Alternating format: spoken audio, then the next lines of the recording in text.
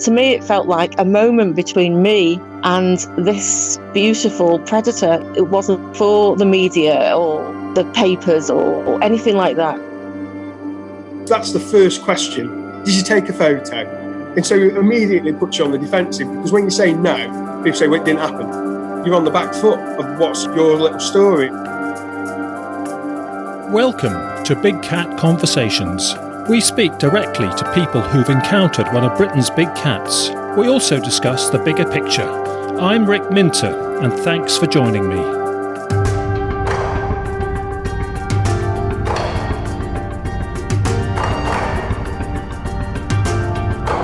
Welcome to episode 61 of Big Cat Conversations. I hope everyone's doing okay out there. We've got an Indian summer of sorts here in southwest England where I'm based, and it's been fairly busy with big cat reports, both generally and again in Gloucestershire here. One standout event to mention is that on 17th September, just gone, we actually had two different credible, clear reports here in Gloucestershire at the same date and at the same time, around 7:15 p.m. One was in the Forest of Dean and the other was near Cirencester, so on different sides of the county and with the River Severn in between, and they were both big black panther types. So was that two different black leopards, or are the advocates of interdimensional panthers going to claim that one? For one of those reports, the cat was in the act of prizing away some squashed roadkill in the centre of the road. We hope to speak to that witness in a future show. Now on to this edition, because we are due to hear about some different events in Scotland. And first up is Paul MacDonald. Paul is a good friend of this show, and we heard about Paul's encounters with large cats previously on the podcast in episode 16. We're back for more with him now because we've got several important things to catch up on. Paul, hi, welcome back to the show. Hi Rick, and thanks for having me back. Great. Okay, Paul. And over the last few weeks, we have been compiling a list of things to cover. So we're going to catch up with you on some various issues from mapping and recording. And we've got the Bannockburn body to come, which is the highlight in a minute. But before we get that far, can we just catch up on something which I think emerged this week as we're talking in mid-late September, because you had something on your Facebook group, Big Cat Sightings in Scotland, about alleged releases of cats on Arthur's Seat area of Edinburgh. That's obviously hot news, so it'd be great to hear about that first off. Yes, this was some information that came about suggesting that there was a fellow who owned a number of big cats in, I believe it was the Glasgow area, in the 1980s, and decided to release them. It must have got to the point where it wasn't affordable or such to be keeping them. And there was a pair of ocelot described as being released on Arthur's Seat, as well as others that when he was asked about, he'd only said that he donated them. But it was suggested that he'd released them as far up as Aberdeen. So exactly where these cats have potentially been released between Glasgow and Aberdeen, unfortunately, it's not possible to find out, as I don't believe he's around any longer. But it's quite fascinating to hear of release stories in Scotland that way. Cats we're seeing now are likely generations removed from the ones released in the 1980s, but it's still interesting and unusual to hear these stories. That report onto your Facebook group was just out of the blue, and somebody made that allegation, and you're treating it with some credibility, Paul, are you? Yes. I have been in touch with the person, and they confirmed that it was a friend of their father, and unfortunately our father is no longer around, and she didn't know the name of her father's friend, unfortunately. So we don't have a lead to go on to get any further details. Okay. Well, you've got a connection with Arthur's Seat. For people who can't remember or haven't heard your previous input to the podcast series, can you just briefly remind us of, well, first of all, some people may not even know what Arthur's Seat is as a famous landmark in Edinburgh. Quickly remind us of that, and then quickly remind us of your connection with big cats and Arthur's Seat, if you could. Yeah, certainly. Arthur's Seat is a prominent hill just on the outskirts of the centre of Edinburgh. It was in my university days, must have been 92, 93, perhaps. I was fencing up there at midnight with a couple of friends, as you do as students. And we had a very close encounter with a large cat. We couldn't see the colour. It was moonlit at the time, let's say. But we all distinctly heard it. This very deep, guttural growl that really sends the shivers right up you. We saw the head silhouetted as well. That was unmistakably an unusually, it seemed, large cat. That encounter sent the three of us running off that hill that night. I have since received a sighting report in recent years from a girl who had seen a very similar sounding cat on Arthur's Seat in broad daylight. Both of those sightings up there were very strange. And bigger than an ocelot, from what you heard. You heard a more sort of leopard-like vocalisation. Yes, it was a very, very deep guttural but unmistakably large cat growl.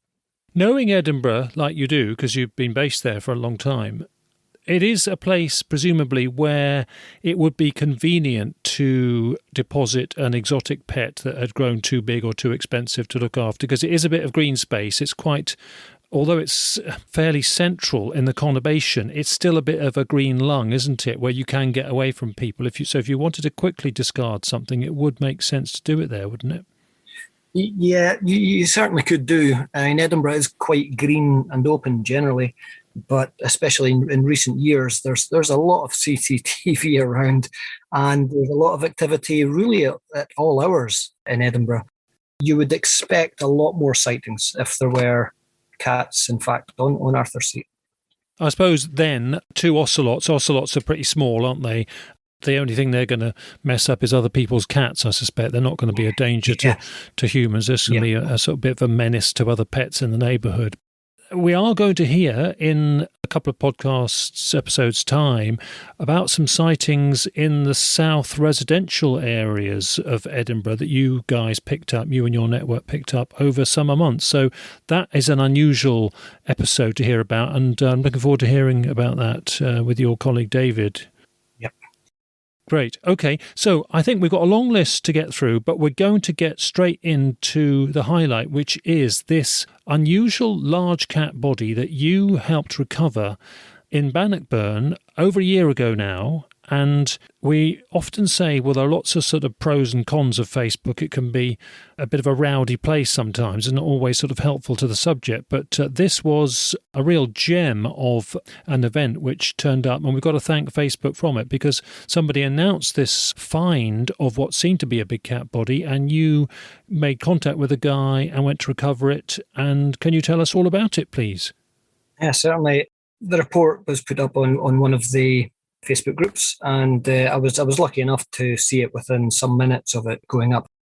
It wasn't just a report; it was a couple of images came with that report of a carcass of what at first I think you could determine to be a carcass of a cat. The witness was describing it as being unusually large. He described the skull of the cat as being about the size of a large Easter egg, which certainly suggests something much larger than domestic. Most of the flesh, it seems, was either decayed or stripped, but there was quite a significant amount of fur left around the bones that seemed to be a medium grey colour. So I contacted the witness to this, and he'd said he'd seen the carcass and photographed it in that state about a week previously, and he'd just got around to reporting it. I got in touch with him, and he was more than happy to meet me at the location, which was out by Bannockburn, just outside Stirling. We met there the following morning, and unfortunately the carcass was gone. Didn't appear to be a trace of it, so a little bit disappointed. It was right beside a golf course, so we both set about having a look around and a survey by foot and eye to see if there was any remains, any bones or such lying around. I even went to the extent of checking in the bins of the golf course itself. This was during lockdown, Paul, wasn't it? Yes, it was during lockdown. The place was quite quiet in that respect in terms of footfall, but it was a known dog walker's path. So we suspected that, in fact, it had just been removed to stop dogs maybe further tearing it apart. Anyway, I then had a much closer look, a fingertip search of the grass where he said the carcass, he'd seen it before. And I did manage to recover some hair sample and a few bone fragments. So perhaps there'd been a dog or two that had had a gnaw on the bones that were lying, and there were some small fragments of bone and hair that came up from that. Some success in recovering something from the site, at least. The game plan was that you were going to help recover it, and we would then test some bits of it for DNA. And in fact, we only ever needed a few crumbs of it, like a fragment of bone or some fur or both. And in fact, that's what you found, isn't it? Right on the spot. And you're confident that it must have been these fragments you did get were exactly in situ where that carcass had been. So they must have related to that carcass. Yeah. And it was relatively short grass, and it was easy enough, I suppose, to do a fingertip search through that and find anything that was remaining. The hair colour certainly matched the photographs as well, in being that's a mid-grey colour. So yeah, it certainly seemed to come from that same carcass. Did you have any theories as to why it had coincidentally disappeared just before you got there? Because I was worried that you were discussing it rather openly with the informant in terms of the geographical location live on a Facebook group read by hundreds of people, because I thought, well, if anybody's really near there, they might think that's quite a prize of a find, and so keep it quiet and get there quickly straight away. You're absolutely right, and it is, of course, entirely possible that somebody had beaten us to it and just removed it for their own interests, which would be unfortunate if they'd done that and it's just disappeared as a trophy skull in someone's collection, and we'll not learn anything more about it if that's the case. So it would be unfortunate if that's happened, but there's no way to tell. Yeah, it could have just been the golf course groundsman tidying up and thinking that's got to go in the skip. Can't have that around. The bins clearly hadn't been emptied over that week at least. So if it had been tidied up, we just don't know where it's gone. Yeah, okay. And your metal detecting skills you're talking about a fingertip search and all that. That's presumably something you've learnt to hone in your metal detecting work. So you were the right man for that job, perhaps? Yes, I suppose. A sense of the hunt and securing evidence came into it. Yeah. Great, yeah. Now, being there and seeing the location where it was lying, did you get any sense of why a body was there, a body of a large cat? Did you think it had been run over and petered out and landed there after a sort of mortal blow? Or did you think it had been dumped? Or did you think it could have been shot and laid there afterwards? Or do you think it had a fight with another one and died, or just petered out there? Why was a body there in the open? I don't think we'll ever know quite why it was there. It was around 150 metres from the nearest road.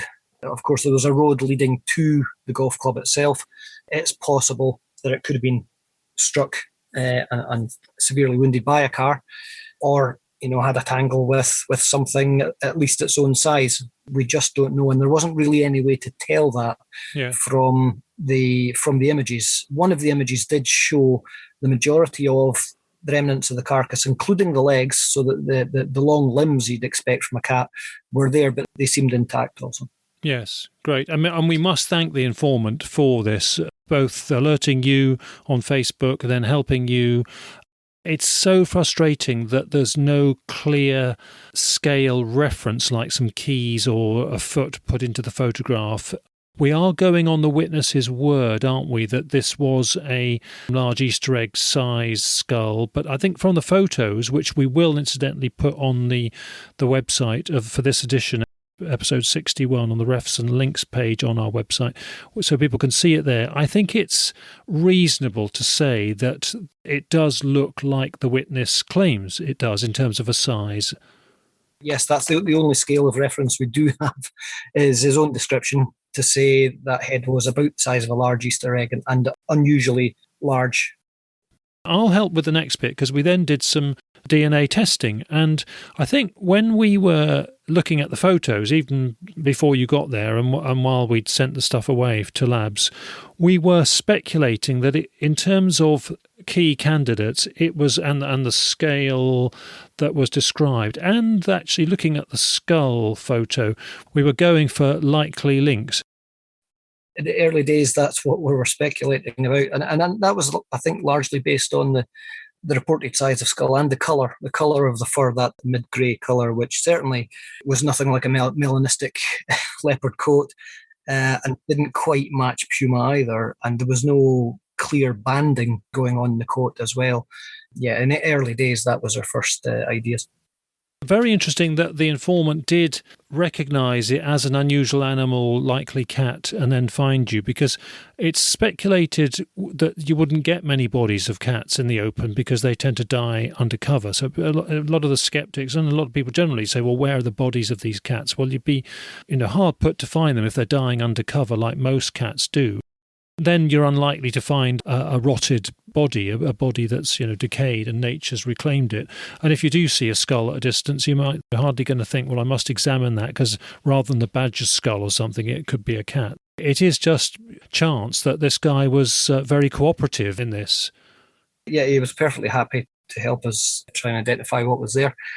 Everyone engaged in big cat research were engaged in it in the interests of the animals, and we're not keen on hearing about anyone hunting them. So the chance of examining a chance find carcass is pretty rare when it happens, and that's why I was keen to jump on it. Yeah, so well done. And so then we did a double act on DNA testing. I went first. You posted it to Warwick University. You posted a bone fragment and some fur. They were prepared to use both items if need be, but if they got a hit on the first one, there's no point in spending extra time and money on a second one. So they got Felis sylvestris. So that was the revelation. So Scottish wildcat, European wildcat, basically. And we thought, wow, that is a surprise indeed. So we did then tentatively discuss it with one key person in the wildcat community. And it was quite rightly suggested that we ought to get it retested with a lab in Edinburgh, because they have a spectrum of matches of samples of hybrid Scottish wildcats, hybrid European wildcats. So we could explore this issue of potential giganticism against the matches that they've got in their referencing system. So you did the next arrangement, didn't you? Tell us about the Edinburgh lab setup. Yeah, well, chapter 2 was to take it to the Royal Zoological Society of Scotland labs, which are based at Edinburgh Zoo. They were very helpful.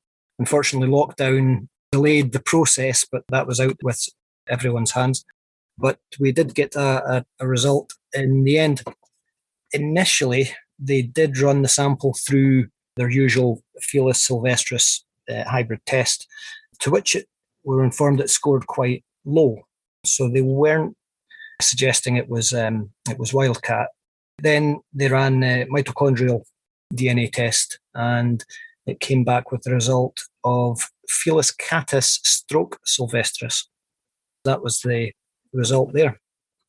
And so they really concluded that if you want to settle on something as sure as they can be, that it's much more in the Felis catus strain rather than the European wildcat strain, because there can be this overlap in the genetics, in the deep sort of lineage of those cats. So Warwick are happy with this. Warwick don't want to contest this view. It seems to be some kind of domestic cat, Felis catus, with some mutation, giganticism for whatever reason in it. That's as far as we can conclude. So it's a puzzle in itself and fascinating in itself, frustrating in a way, but we did our best, and thanks to those labs, we got the scientific results in the end, which of course only threw up more questions. What I found interesting from this, though, is from the mapping project and collation of sightings, is recognising reports where they're not reporting black cats as melanistic leopards or brown cats as puma or lynx, but grey. And these have been daylight sightings where the colour's distinctly given as grey, or sometimes slate grey or mid-grey. Now, are we seeing a pattern here? And if we're seeing a pattern, then what is that pattern? We still haven't maybe fully confirmed it, but it's interesting all the same. Yes, well, I have to say we've had one recently within the past month in Gloucestershire, grey one. We have them occasionally in Gloucestershire, and I hear others occasionally. And you always think, oh, is that a puma concolor, mountain lion cougar one that is more on the grey tone than on the tan tone? But I do think, we may be in for a surprise, and we were in for a surprise when we tested that one. I'm aware now of at least 3, possibly 4 results that I've done with labs, or I've been exposed to the results of labs, if they haven't been me that's been asking for the test to be done, where we have seemingly this giganticism in a Felis catus result. Large cats, maybe that are the size that can predate a deer, but they result in Felis catus. And I remember the first time we got that result, very good comment back from the lab. Obviously, the lab is just doing the science, but any little sort of comments back from the lab which help nudge us towards thinking about the implications of what we're getting are helpful. And this comment was a very interesting one. The comment was, this result begs the question of the status these cats are that you're looking into. The hint there was, let's not assume that all these large cats are non-native. I think that is a very important factor to consider. I think even if they are non-native, a lot of people are saying, well, they're still functionally relevant to the ecosystem, and it's not like a grey squirrel problem where you've got this really blighting species really invading the niche of others. But I think that's a very cute observation that, if we've got these homegrown large, for some reason, Felis catus cats that are predating our deer or big enough to kill deer, what's going on? I'm not saying that that's what these big black ones are mainly. I do think the majority of large black ones people are describing and hearing sometimes the vocalization of black leopards, melanistic leopards. But I think there's enough doubt about some of the other sightings and some of the results we're getting now to say, right, it's a messy picture. Yes, if anything, it's muddied the waters a little more, just when we're trying to make things simpler for ourselves. Yeah, but I suppose an absolute skeptic might say, well, here you are, Rick and Paul, you're just being terribly gullible because that cat was probably just a slightly larger than usual one that you've recovered, and you're just going by the informant's statement that it was a super large one. So there's that in it as well, but I do think it's very reasonable to assume he was correct. He wasn't supposing a scale from a distance as a lot of sightings are. He was standing right next to it. He was standing over it and photographing it. He was that close enough to the evidence to be quite clear on scale. And if he'd just come across a moggy, he wouldn't have bothered informing you and alerting you and going to the bother of helping you recover it. That's what we have to say about the body of Bannockburn. And in a way, the more samples we get, the better of anything. This is a numbers game. More sightings, more toothpick results, more DNA results, more camera trap results. All the trend information will give us more clues as to what's going on. So at least we're on the case. And yeah, well done, Paul. I think you and your Facebook group and that guy deserve huge credit for getting that there, and the labs. And I think the relationship with the labs doing this testing is important as well, because they're picking up things to look for as they come into future work with us. So very important to keep that. I think it's healthy to spread testing across labs, but to keep the relationship with a certain set of labs so they're alert to the issues. Yeah, they did a great job and they were entirely helpful throughout the process. Now, next on our list, Paul, you relatively recently found some more very good, it seems, potentially very good toothpick samples. So could you tell us about the situation when you recovered those? Yeah, this was fairly recently. It was just a couple of months ago now. This has come about through the results we're finding now of the mapping process of mapping sightings, especially some of the more recent ones. We started to narrow down where we thought the most likely habitat for a local big cat family was. And we started to explore that area. And there was quite a bit of forested area to cover.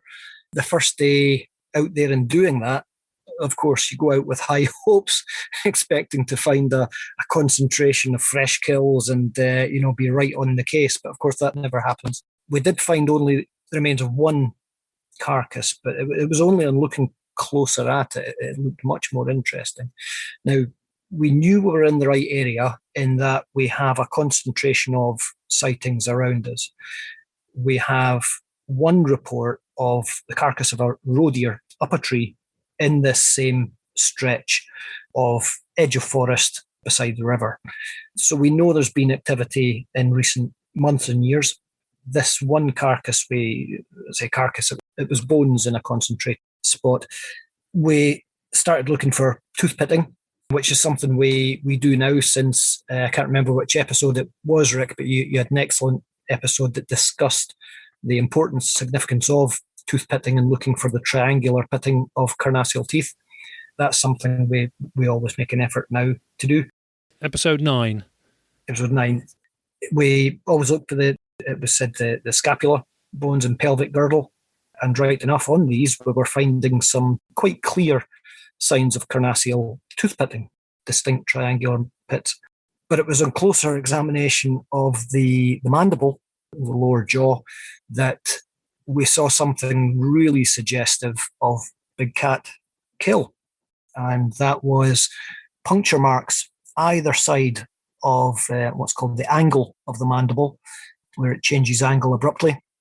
Right there, either side, there were puncture marks from the outside pressing in that had shattered the outer layer and had pierced the inner layer below, clearly sharp teeth. There are only roe deer in that area. There are no red deer. The mandible was larger than a roe deer. So it could only in that area have been sheep. But then the more interesting aspect is that this was not an area where you grazed sheep. It was beside the river. It was in kind of rougher land. And the nearest field where there are still sheep occasionally was about 300 metres uphill. So this was looking even more interesting in that it looked as though it'd come from that field. We couldn't see any other way a sheep could have accessed that ground. It looked as though, in fact, it had potentially been dragged down from the uphill field to this spot, which was a secluded spot. Yeah, the signs of pitting were, certainly along the lines of big cat kill and predation. Well done. Very good. And it was your dots on the map from the mapping process and the reporting that we'll come on to in a minute, which led you there. You hadn't been told by a farmer or a local person to look at X spot for big cat evidence. It was just your mapping data led you there. Is that right? Absolutely correct. This was entirely the results of identifying concentrations and patterns of movement over time. Very, very good. And two things about the tooth pit bones samples you've got. Could we have photos of them on the website for this episode so people can see? Is that possible? Yes, I'll certainly send them on. Yeah, lovely. I think I have seen them, Paul, but I just want to establish that we can use them. That's great. And if you can lend them at least to Royal Agricultural University, obviously they've got it's term time starting any day, and they will be recruiting new students to help in the lab with Professor Andrew Hemming's work on the tooth pits. More samples, the better, obviously, because it makes a more robust overall case for big cats being around predating sheep, deer and wild boar and whatever, and different geographical locations, again, makes it a more rigorous database. So if they could have a look, obviously they've got to be verified. They will get the digital calipers and the high power microscope and forensically test these tooth pits to see if the triangle pattern does match the triangular shaped pattern cusps of the back carnassial tooth of a leopard or puma or lynx size cat. But if you can expose them to that process, that would be great. Yep, that would be no problem. Lovely. And we'll keep people posted on that one. So I think now you've given us a hint and you partly answered the next point about your sightings and mapping. You have really, in the last 18 months, accelerated the work about networking with people, gathering more help yourself to network and interview informants and visit informants. and you're mapping the results, it's working, isn't it? You are getting willing people reporting stuff and you're finding it useful. Yeah, yep. It's starting to yield results now. I think it's essential, in fact, that researchers get out there to make the contacts. I think a lot of witnesses, they see something completely out of the ordinary that, forces a shift in perspective of their world view of our environment and what's out there. And they don't want to be thought crazy, and they want to report that to somewhere where it can be taken seriously. So at the moment, I think it's really just down to dedicated researchers to make the efforts in collating sightings and such. To do that, I think you have to get your name out there as a point of contact. And hope you'll be trusted and seen as somebody responsible. And it's not just you, because I know you've got a very helpful network of support people. People are obviously trusting you and wanting to help you gather that bigger picture by collecting the data. It's interesting to be in a position where you're telling people you're not crazy. People often say, oh, I didn't want to tell my family or friends at work, because it's so unusual. In fact, to reassure people that actually, it is a phenomenon. There are big cats being sighted regularly throughout the country. It does reassure them. Yeah. I must stress that people like you and me could sometimes be judged to be gullible and believing any old thing, but you are still giving your own scrutiny of what's coming forward. You're not sort of believing every witness all the time, presumably. You do have to judge every report, I suppose, on its own merits. Yeah, we'll come on to that in a minute, because we've got some questions that we've invited a very good researcher on Facebook, Shelley Coles, to put to us, and I think you're having first go at them in a minute. We'll come on to that, the credibility of witness statements, in a second. Yeah. One of the trends you've got in the way that the mapping data is coming together is you're seeing river corridor routes become indicated. Is that right? Yeah, it has been possible over time to start to see the patterns of movement. One main area that we're seeing is the riparian corridors, or the transitions from the land to rivers, where there's natural cover. There's a great biodiversity going on there that provides an easy larder. That's one area we're seeing. And of course, these have been reported all over the country, sightings along disused railway lines. So areas where there's, hard access and paths connecting green areas over a wide area, we're seeing them use these routes as well. Yeah. Thank you for introducing what we're going to use as word of the week just now, riparian.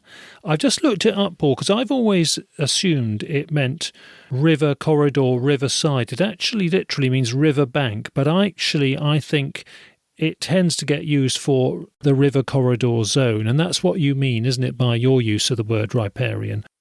Riparian can take in that whole transition from the land to the water and everything in between.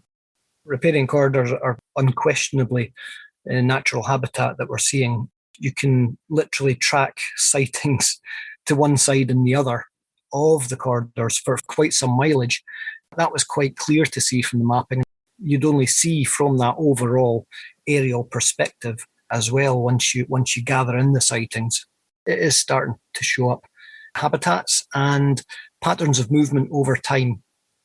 Are you feeding this information back? When you've mapped it, the informants and the landowners and local witnesses, are they seeing it so they can see where their little bit is in the bigger picture? Or do you brief them on it so that they keep involved? Because I think that is important, to keep that awareness raising, the potential for them to give you further information, for them to think, wow, what I provided was useful.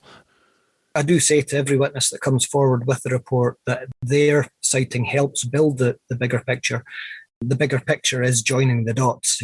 Every dot becomes important in that. I'm very careful, though, as to how far that mapping is circulated. And I'm very keen only to circulate that mapping strictly amongst researchers and witnesses. For obvious reasons, confidentiality, there are the names of witnesses on there and, of course, exact locations as well. Yeah, sure. I also think unless you've got explanations and interpretations of it, if somebody just looks at it cold and believes the results, which not everybody would, of course, it could be quite alarmist and inflammatory to some people. Say one exposed a sort of a big database of sightings on a website and somebody like estate agents looked at them. And now some people think, oh, that's exciting. I'm going to move there. I'm going to look for houses in that particular area because I think it's really exciting and I want the chance of seeing a big cat. Other people might think, no way, wow, that's pretty edgy to think about living on that location on the edge of the Forest of Dean or wherever. It just comes with so many pitfalls, doesn't it? It's so messy and awkward. One interesting side that's come up as well is to see how many sightings, in fact, are relatively close to the urban fringes. It's something not everyone expects, but it's relatively commonplace, particularly Midlothian and Peeblesshire areas, which is where we've focused first on the sighting reports. I quite accept that. But what I would say is that we are prone to the observer effect. You can only get sightings where there are people. And to some extent, the sightings data will be skewed by where there are bigger concentrations of people, either residentially or visiting localities. So, we're never going to get sightings reported in places where the cats are, but there's nobody there to see them. Yes, that's true. Any kind of biological recording of mammals that have to be seen is prone to that. That was something we recognise the same from my background in military intelligence, which is where the whole mapping concept came from. In intelligence reserves, we were used to mapping battle spaces where you're determining patterns of movement of military hardware. So it's identifying tanks rather than cats. That's really, really much the only differences to what we're doing now. But you only identify those elements where you have the surveillance capabilities, whether that's on the ground or in the air or such. So yeah, it's the same sort of thing. It's an inherent bias, but you've got to put up with it and recognise it. Yes. Following on that kind of theme, we deliberately invited Shelley Coles, who's an active person on Facebook. Thank you, Shelley, for the questions coming up. And she's put 3 points. I think the first one I'm going to help answer. The next two are mainly for you. But so her first point about taking information from witnesses is this question. How do you judge whether a sighting or witness is credible? And or do you record everything reported to you, even if it is questionable? You go first from your experience. That is a good question, because you do have to take every single report and judge it on its own merits entirely. There have been reports I've received that I haven't deemed substantial enough, let's say, in the evidence to be worth mapping. It becomes a bit easier the more detail you get. If someone has had quite a close encounter where they're clearly describing the height, the length, the shape of the tail and so on, then obviously it becomes easier to accept and that will go in the map. Not every sighting, I would say, has gone on the map. You do have to judge individually. Yeah, so I think also, say that you've got 10 dots or quite a few dots in one area. Okay, 2 of them may be a bit more questionable, but the fact that you've got 10, you think, well, actually, there's more chance that credibly something going on there. Whereas if you've only got 1 or 2 dots in an area, well, they both could be dubious or questionable or flaky. So yeah. Some of the dots we've got on the map, especially in areas where we have concentrations of cat sightings, will also record carcasses, roe deer carcasses particularly. That can feed into patterns of movement where sightings have been determined anyway, but we won't record individual carcasses if we don't have sightings surrounding that, for example. But they're carcasses that you've judged tick boxes for likely cat predation. Yes, there was a number of carcasses appearing over quite a short time that happened to coincide with big cat sightings in the same area. So that would be an example as to where we would map those, because they could be useful for patterns of movement, but otherwise we wouldn't usually do that. So potential reinforcing factors like a deer carcass. Okay. Yes. I'll just say a few things which I look for reinforcing witnesses' credibility and see if you pick these up. I suspect you do, and it'd be interesting to know to what extent you're picking them up. Some of these are just visual, but some of them are incidents where there's some activity going on and the observer and the informant was involved in it, not just visually, but sensing something. Mhm. And that's why I like to call them encounters more often.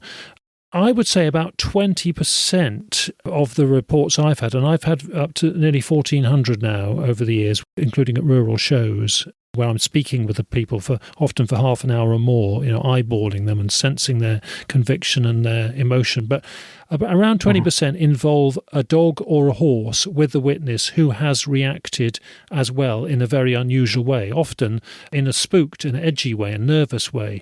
And I think that's a very strong reinforcing factor, because it shows that it's not just the human being that is seeing something or sensing something out of the ordinary, but so is the animal with them.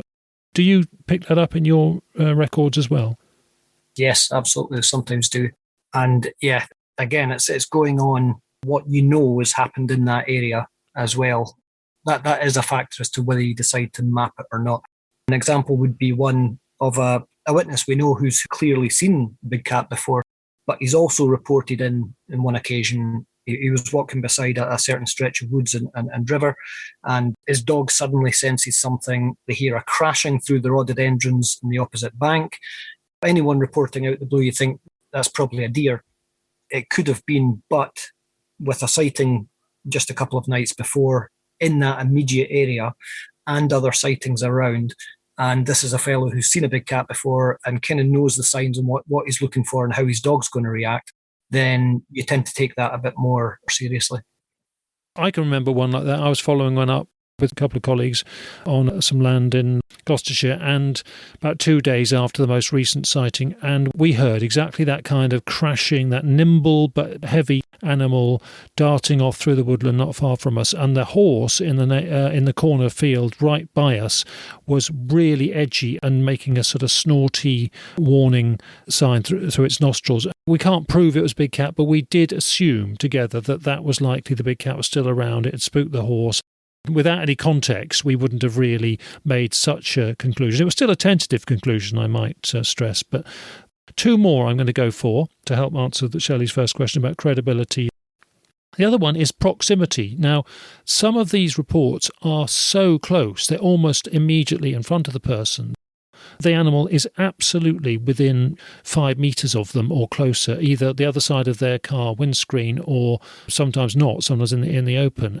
Remember, say, second half of episode 1 on this podcast series, John on the edge of Dursley encountered 2 pumas right up front, and they turned a corner just metres ahead of him, looking to go for a domestic cat, which was spooked away through a small gap in the fence. They couldn't get to it, so they went to a larger gap. Now, he was right on top of them. He was extremely nervous as they sort of stopped there and sat down and waited for him to pass and ignored his shouting at them. He's either lying or it's, he did indeed have a close encounter with 2, as he thinks, adult-sized mountain lions, pumas, cougars on the edge of a market town.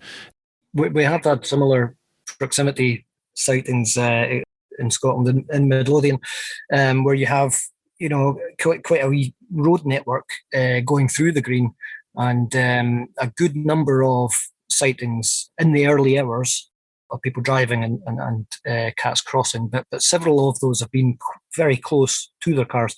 One where they had to put on the brakes to avoid hitting it, and it then moved along the front of the car and along the passenger side of the car. They were in a small sports car. I didn't get the make of the car to confirm height, but the passenger, the female passenger, said that it seemed to be about the same height as the car to the head. Well, I suppose a low sports car, that's possible, isn't it? Yes, it is possible, but I mean, that proximity and that scaling against what they're sitting in at the time certainly tells you it's something way more than a moggy. Exactly, yeah, sure. One of the other points I'd make is you mentioned about the description, so we're looking for boxes to tick like, rounded ears if it's a black leopard type one, which, people wouldn't know. People are faithfully recording and noting key features, distinctive features of leopards, which they wouldn't know about. The high shoulder blades, the way the shoulder blades sort of really jut out as they move along, and the extended long body and the long tubular tail, the big padding feet. Yeah, so all of those sorts of things which you think, well, if they're making this up or if they're exaggerating, you don't really pick those things up. Those are subtle points of detail. They do help ticking the boxes. But I think another one is attitude, and this point about, a bit like John with those two pumas, that totally ignored him when he shouted at them close up. Disdain, the sort of dismissive attitude that they have, because they're in control. There's a nonchalance about that type of attitude, yeah. Yeah, and again, that is coming across quite consistently from people. So I think that's an important one, the disdain, the dismissive attitude, and the arrogance. But then the fact that they can melt away.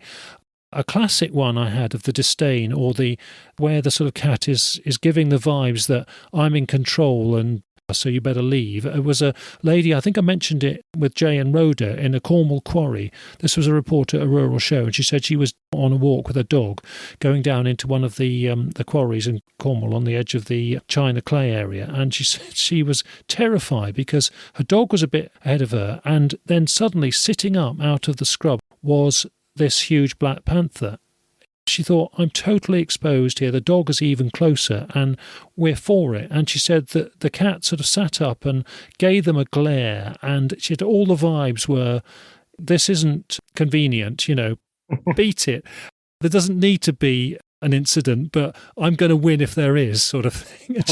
And she said it was just the message that she got from that cat was so impressive, so dignified, but it meant business if it needed to. And again, all of those, you do get those from the people. And you think, those are quite cute observations that are coming through, together with all the description and the situation.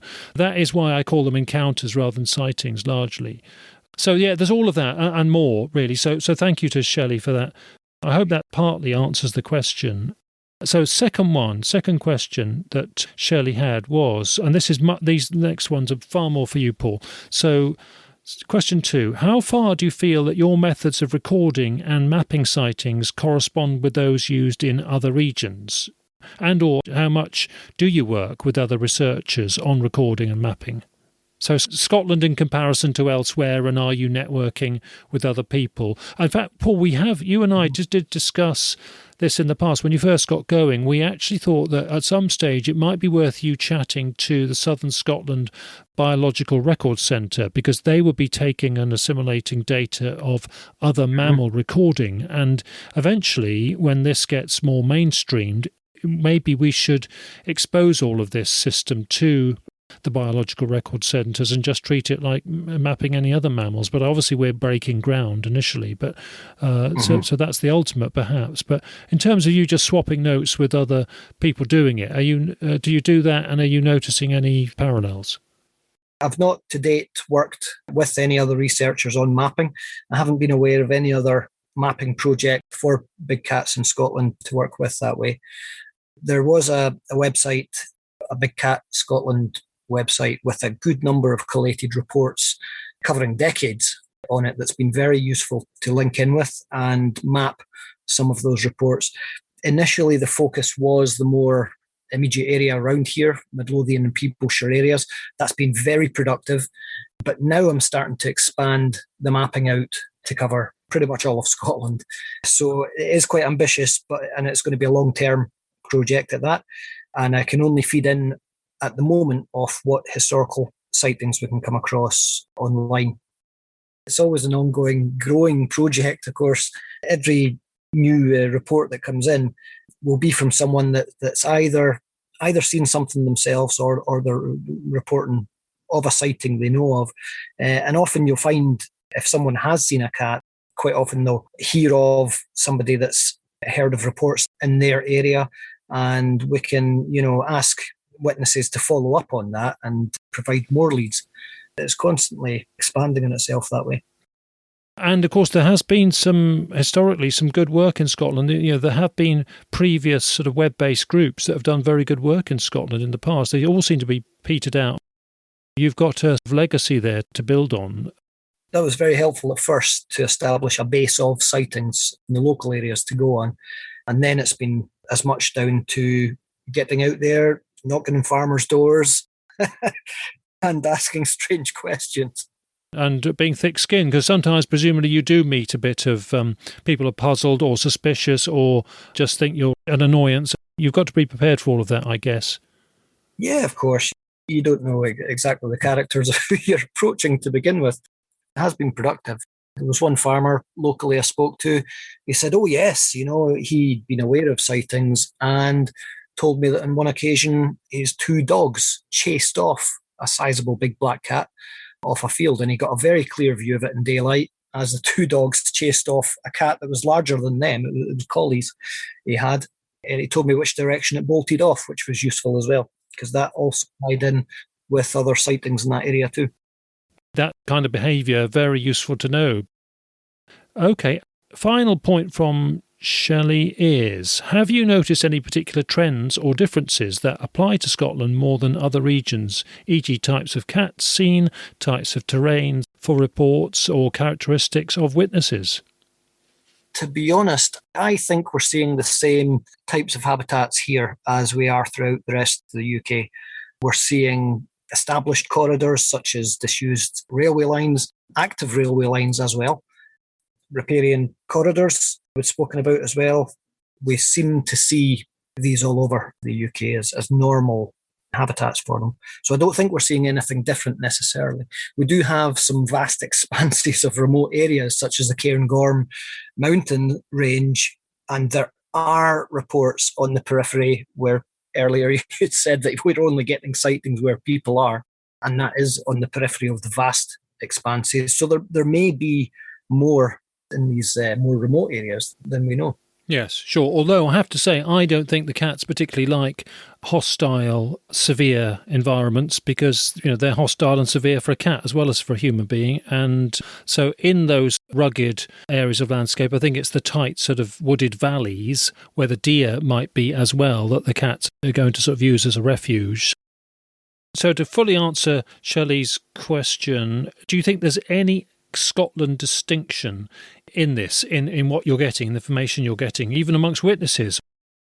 I also don't think we've got anything distinctively Scottish about the types of sightings we have up here, because we really have the same type of terrain we find throughout the rest of the UK.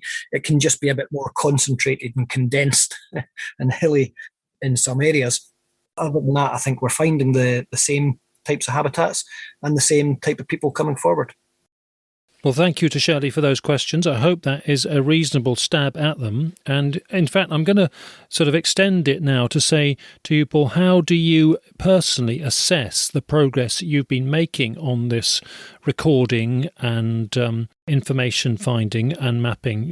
What kind of progress, what kind of issues is it throwing up beyond what we've heard already? And, some overview points from you.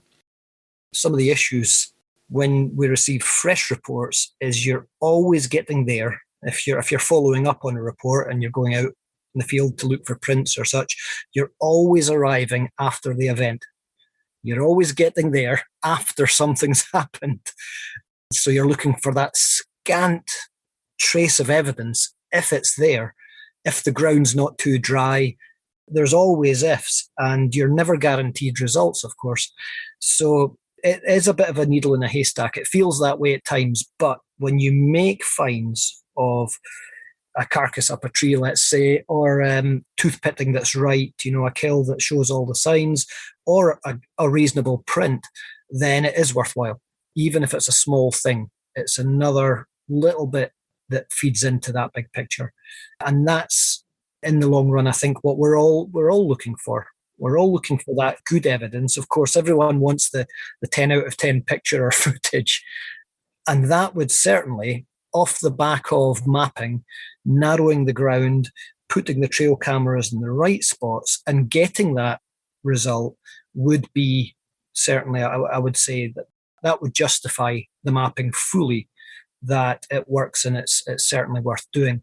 And I think even to date, I think it's been worth doing, in that we feel as though we're at that stage where the concentrations have been identified, the habitat's been identified, patterns of movement have been identified and we feel as though we're closing in. We need to make efforts in 3 different locations at the moment. We're from there hoping to deploy some trail cameras out in the right places in the hopes of recovering something a bit more interesting. So that's where it's all leading to. There's always hardships in the way in doing that. Yeah, it is a slog, isn't it? It strikes me also that the way you're going about it, very purposefully, diligently and systematically, that any informant or witness that you're following up with, they're going to think these people really are, they mean business. I'm providing information and it's relevant. It's all helping. You really are putting it in a bigger context and trying to use it to learn and to investigate more. We're not taking the approach that we'll just go out in the weekend with a pair of binoculars and sit in a hill and hope to see something. It's a long-term project. These animals have been seen quite clearly in our environment for decades.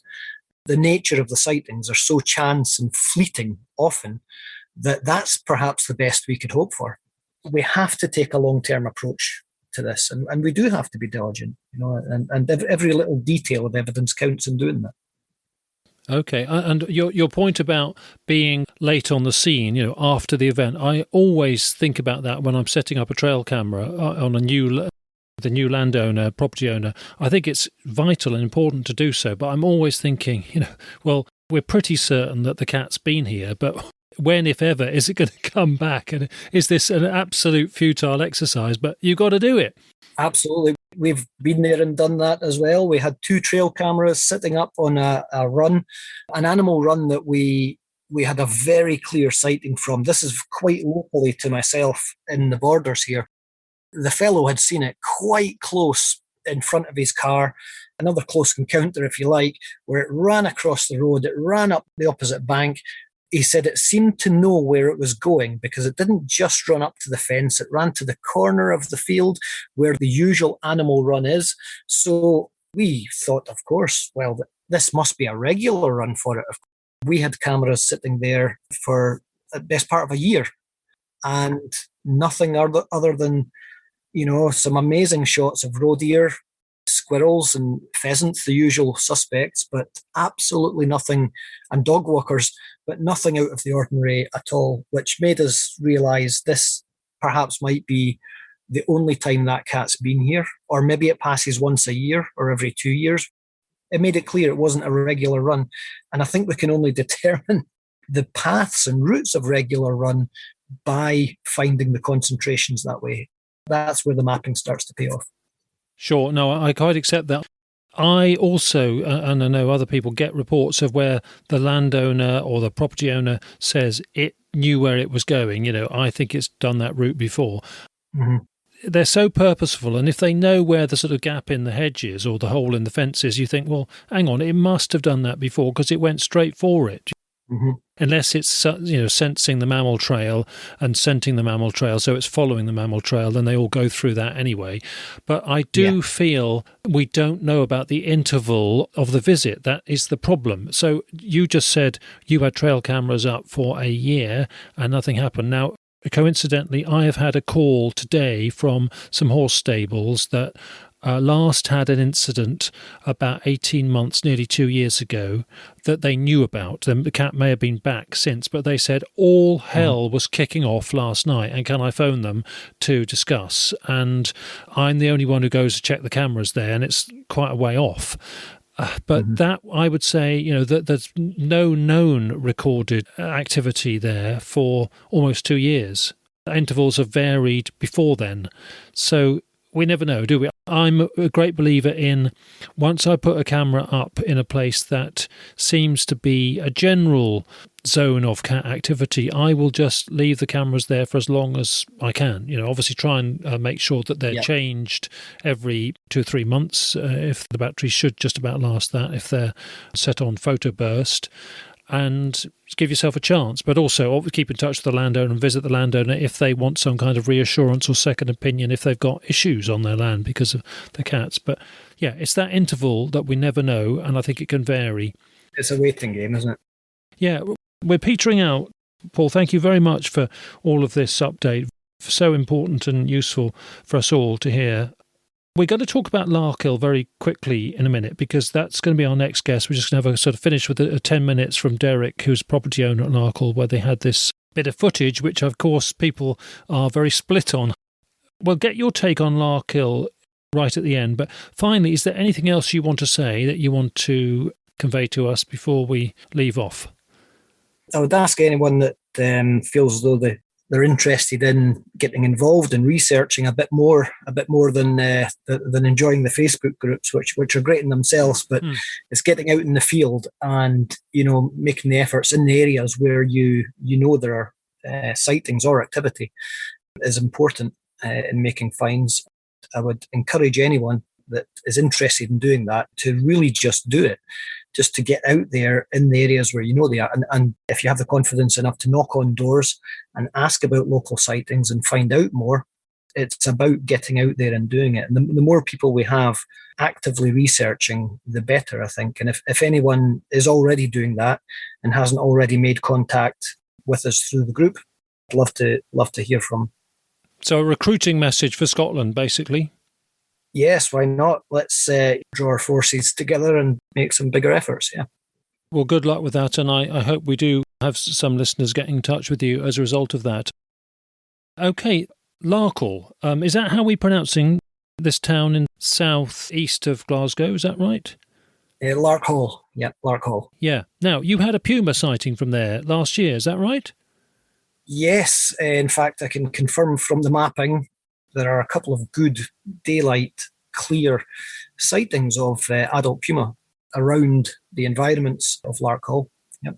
Okay. So we got this rather dark and grainy image of a cat in a front garden. As we're speaking, about 2 months ago, it went all over the press. It started locally and then went national. And the sort of view was, this is possibly a big cat on a path to the side of a fence, or is it a bit of an illusion and it's a domestic cat on the top, and so it's the perspective is fooling us because the domestic cat is closer than we think, making it look big. It's actually tucked up onto the top of the fence. Now, you have been exposed to both views and you've done as much analysis as you can with the footage, and you're concluding it is a big cat, like a puma, perhaps, on the side path next to the fence. So try and convince us then, Paul. Yeah, at first, when I saw the footage, I also thought, oh, yeah, that looks like a cat on top of the fence. It was when the owner of the footage said it's not on the fence, it's in the garden beside it, that made me sit up and look at it much more closely again.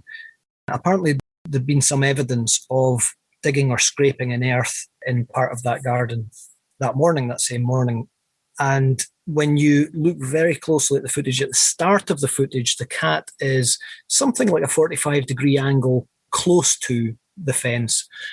You can tell, in fact, from stills there that it's not on the fence by where the back of the body is, and in fact it looks like you can see the rear leg on the grass in that garden at the start of it. That's a still photo, isn't it, from the video? And we'll put that on the website under this episode so people can make their mind up. I suppose that the counter case to that is it's so low resolution, isn't it? The footage, it seems to vibrate, and it's so difficult to determine where the feet are touching the ground or the top of the fence. So I can see both sides of the argument. The argument to say that is incorrect, what you've just said, it would be that still footage screenshot has been taken while the image is vibrating and you're not seeing, and the fence sort of moves in that vibration, the top of the fence actually, and so it's gone lower. It's just that distorted view you're getting in that particular screenshot. I don't think it settled it personally, Paul, but I hear your case. I absolutely get that it is low-resolution footage and it doesn't help us clarify detail, but the owners of the footage did manage to send me a piece of footage of a cat on the fence, a domestic cat on the fence, for direct comparison. Conveniently enough, the cat was pretty much in the same relative position on the screen where you first see it, standing approximately 45 degrees to the fence. And the difference in position of the body, and in particular the head, the front of the cat and the head, as to where that really has to be if a cat is on the fence, it leaves you pretty convinced that it's not on the fence, it is in the garden. Yeah. In a way, the only thing that matters is what the property owners think about it. It's all a talking point for us, isn't it? It's if it's influenced those property owners to think that there's a cat around and they may want to take precautions about letting their pets out, or neighbours letting their pets out at night, that's it. That's all that matters. Who's been influenced, to what effect? I would suggest that the vicinity of clear sightings of adult puma around that area, and the fact that the specific location was also, again, right on the fringe, right in the urban fringe next to the green expanse, is another indication that it fits with patterns of movement and sighting over decades, really. Yeah, so you know a bit about the background and context to help your thoughts on that. Paul, I think we're going to sign off there and thank you and applaud your terrific efforts. I know you're speaking for a network, your Facebook group. I know you've got great help running your Facebook group and a wider network of people. We've got episodes coming up which you've helped us prepare for with intriguing situations that we'll hear about. So more anon from Scotland. But meantime, Paul, I want to thank you very much for being the guest on episode 61 of Big Cat Conversations. Absolute pleasure, Rick. Thanks very much for having us on again. And, it is making contacts with interesting folk like yourself. That is a big bonus, really, as to being involved in this fascinating world. Well, we're all learning on it, aren't we, and swapping notes, and we'll keep at it. Every day's a school day. Absolutely, yeah.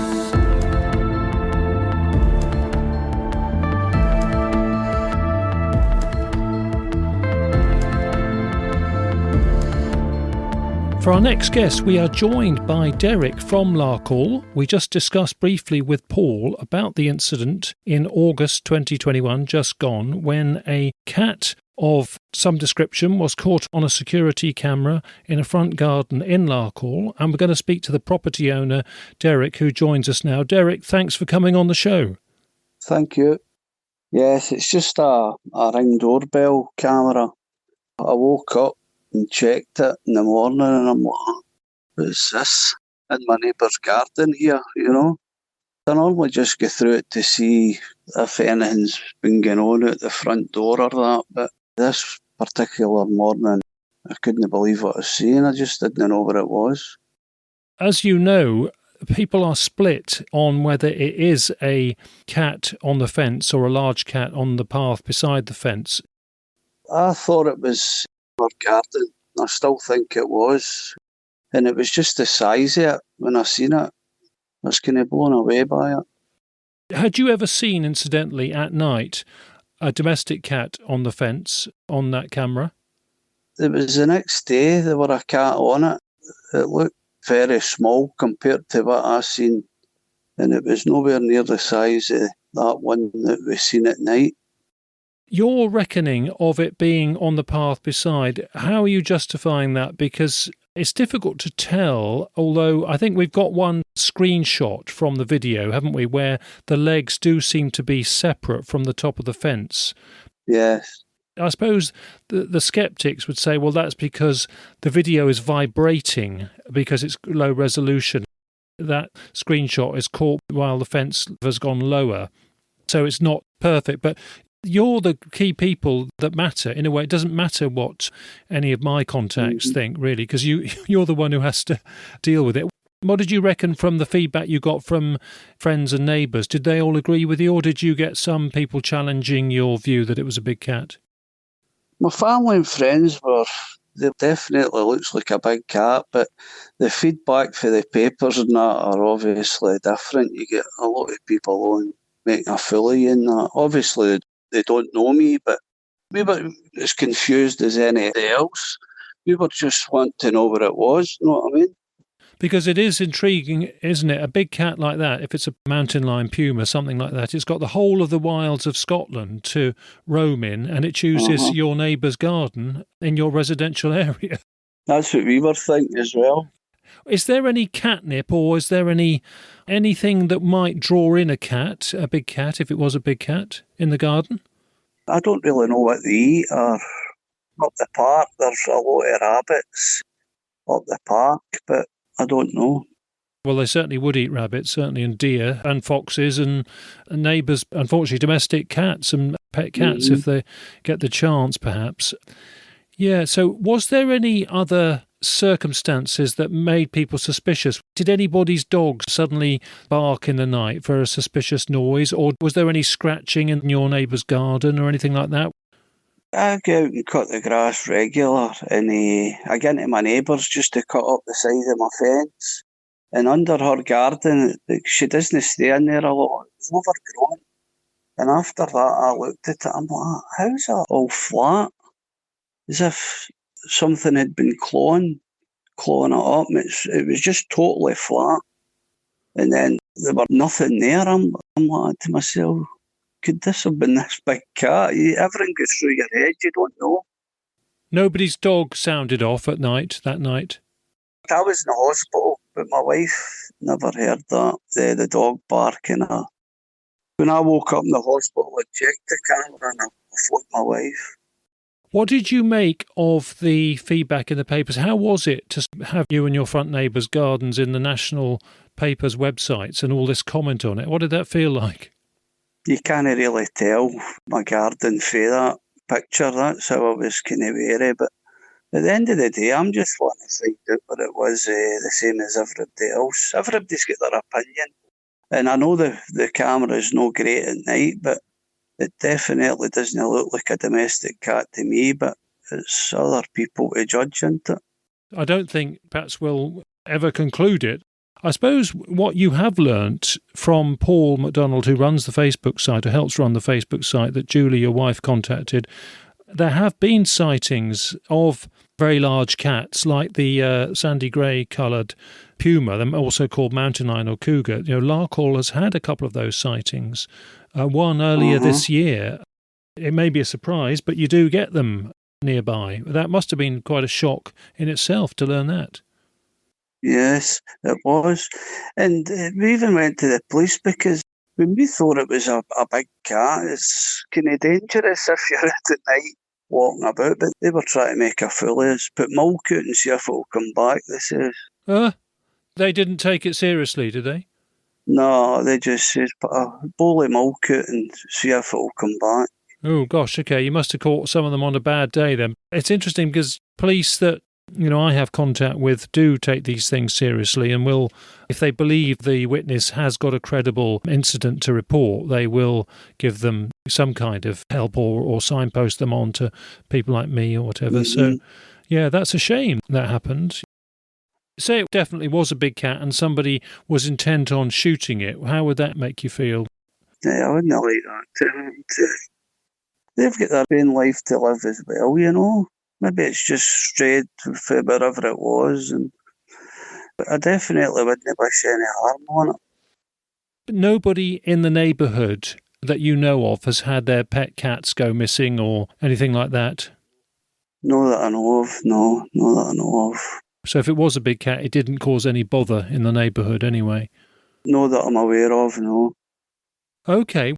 It's very good, Derek, that you did share it with us. It's a talking point. I know, we haven't resolved it and there's heated arguments as to what size cat it is, and I don't think we'll ever settle that. I've actually got new cameras fitted in their colour at night, so if it comes back, I'll definitely catch it on these. That is good thinking, yeah. Well, hopefully that's worth it anyway, because you've got a better security camera. Yeah. Well, we'll have you back on to gloat at the disbelievers then. Yes, I would gladly do that. Okay. If it comes back, let's hope it behaves itself. Yes, I hope so.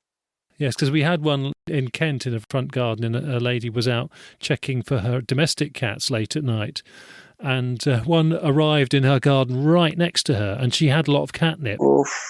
She said it sniffed the air, so maybe it was the smell of the catnip that drew it in. Yes. But she said the neighbours and her do reckon it might have been on the lookout for the foxes. Just shows you. But she said it didn't touch her. She said it left as suddenly as it arrived and looked up at her as if to say, "What are you doing?" That's it, looking for the foxes. That was one of these big black panther types. She's got great respect for it as a result and said what a beautiful animal it was, even though she was terrified at the time. Yes, I would have been a bit scared myself. Well, I mean, it is literally a few feet from the front door, isn't it, the way the camera caught it? Yes, it's right at my front fence. You're talking maybe 3 or 4 feet. Well, what I thought was in the neighbour's garden, the other side of the fence. And you scaled it, say it was the big cat along that path, you could scale that by aligning it with the paving slabs, couldn't you? Yes. So that would make it a sort of puma-sized cat, that sort of thing. Okay, well, very intriguing because, you know, we're normally on this podcast hear from people who've, you know, seen one directly from their car or out walking or with their dog or something. So this one is just a puzzle, isn't it? You know, A, can we be entirely sure? And B, you know, what was it doing? And C, will it come back at any time? It'll be also interesting to see if the Scotland Big Cat Sightings Facebook group get any more reports from Larkhall in the future. We'll watch this space. We'll keep an eye out, and if we hear anything, we'll certainly get back to you and let you know with better pictures, hopefully. Yeah, lovely.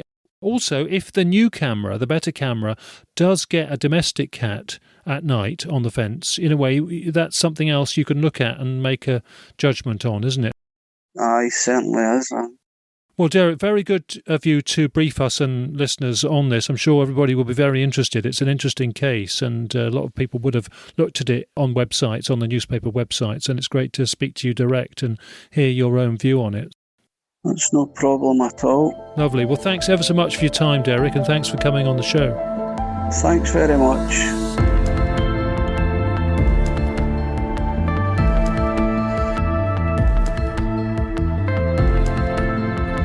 Okay, we've already covered Word of the Week with riparian from Paul, but another term we could have discussed was hybrid swarm, because that's the factor which would have been behind our blurred DNA result on the Bannockburn cat. Hybrid swarm is about breeding amongst hybrids and the related backcrossing amongst close species. So, given that this is an important factor for some of the cats we'll be investigating, we'll give hybrid swarm a bit more attention in the coming episode. Back in episode 23, our guest was the Texas-based big cats researcher Michael Mays. He outlined the mystery Black Panther sightings in North America for us and looked at the out-of-place eastern pumas as well. Michael is trending on this topic currently on a couple of American podcasts, but remember, we heard him here first. In fact, I'm also on one of those podcasts, so if you want to hear him some more, and with me tagging along, then head over to episode 24 of Sasquatch Tracks podcast. It was splendid that they wanted to delve into this puzzle of Black Panther sightings, both in Britain and North America, and then compare it with their usual coverage of citizen science work on Sasquatch issues. And of course, Michael is well qualified on that one because he is one of the leading lights in the North American Wood Ape Conservancy. So, Sasquatch Tracks episode 24 is available now on podcast players or directly on the Sasquatch Tracks podcast website. OK, for our future coverage, we are returning for more from Scotland soon, but next time we will catch up with recent and past panther sightings in the Wirral with two different guests. We'll hear about their own encounters and those of others that they have heard about, and beyond what's been in the press this year. They are both now trying to work out how big cats would use the Wirral landscape, so we'll hear their thoughts on the Wirral's big cat country next time. We're closing out now, so thanks again to our guests Paul and Derek, and also kudos to Gary who found and drew our attention to the Bannockburn cat, and has helped us realise this topic is maybe a bit more messy scientifically than we perhaps thought. Righto, thank you for supporting the show everyone. Please take care of yourselves and bye for now.